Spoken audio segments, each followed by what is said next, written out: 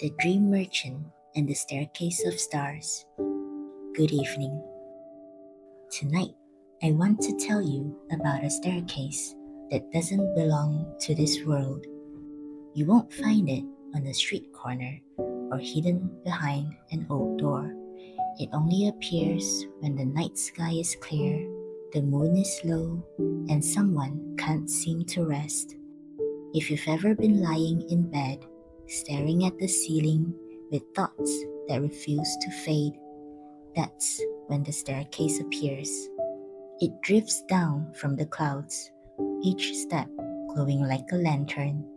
The light isn't harsh, it's soft, almost warm, like candlelight reflecting off snow.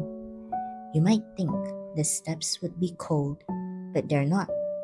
They feel weightless, as if they've been waiting for you to climb them. At the top is the Dream Merchant. The merchant's shop sits on a single cloud, as steady as a stone. The shop is small, but it feels endless inside.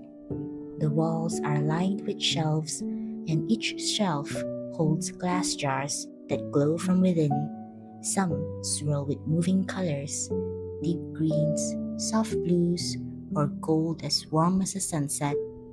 Others hold tiny moving scenes, like a fox curled up in a meadow, a wave rolling gently onto a shore, a candle flickering beside an open book. The merchant wears a dark blue coat stitched with silver thread. Her hair is the color of midnight, and her eyes carry the calm weight of someone who has walked through 1,000 dreams. When she speaks, her voice is quiet but certain. Every word feels like it's meant only for you. One night, a boy named Elliot found the staircase waiting just outside his window. He had been awake for hours, restless, his mind looping through worries he couldn't quite name. The glow of the steps caught his eye. He knew he should be scared, but he wasn't. He stepped onto the first stair. It didn't feel like a solid step.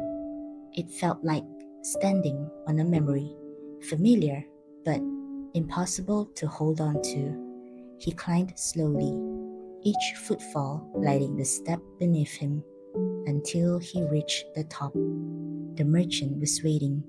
She smiled and held out a small glowing sphere. Inside, a tiny golden bird seemed to feather its wings. This, the merchant said, is a dream of comfort for nights when the world feels too big. Elliot reached for it, and warmth bloomed instantly in his chest. It wasn't heat like the sun, more like the gentle weight of a blanket you've had since childhood. The merchant led him inside the shop. Elliot's eyes darted to the shelves. He saw dreams of forests where the trees hummed lullabies in languages no one had ever spoken. Dreams of kitchens that always smelled of fresh bread no matter the time of day. Dreams of rivers that carried you to gardens hidden from the rest of the world. One jar caught his eye, a meadow lit by the last light of dusk. In it, children ran barefoot, their laughter rolling across the grass like a soft wind. Another held a dream of a room where every person you'd ever missed was there, smiling, their arms open to greet you. Elliot chose the comfort sphere in the meadow at dusk. These, the merchant said, will wait in your heart until you close your eyes again. Elliot slipped the small pouch into his pocket. The merchant didn't say goodbye. She simply nodded, as if to say, "You'll be back." The climb down was quiet. The stars above were fading into the pale blue of morning. When Elliot stepped back into his bedroom, the staircase had already dissolved into the air. He lay down, still holding the pouch in his hand. Sleep came quickly this time, not slowly, not in fits and starts, but all at once, like a tide, sweeping him into its arms. He dreamed of the meadow exactly as it had been in the jar. The air smelled of grass and something sweet he couldn't quite name. The sky was painted in soft gold and lavender, and the ground was warm under his feet. In the distance, a little stream gurgled softly, and fireflies drifted lazily just above the grass. When he woke, the dream was gone, but the comfort stayed. The pouch was no longer in his hand, yet he could still feel its weight in his heart. Elliot didn't see the staircase again for a long time, but he didn't need to.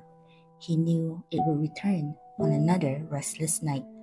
And maybe if you find yourself lying awake, your mind buzzing, the sky might open for you too. You might see the glow of the first step, feel the weightless shift beneath your foot, and know that the merchant is waiting, ready with a dream that's been saved just for you. Good night from SlumberNest.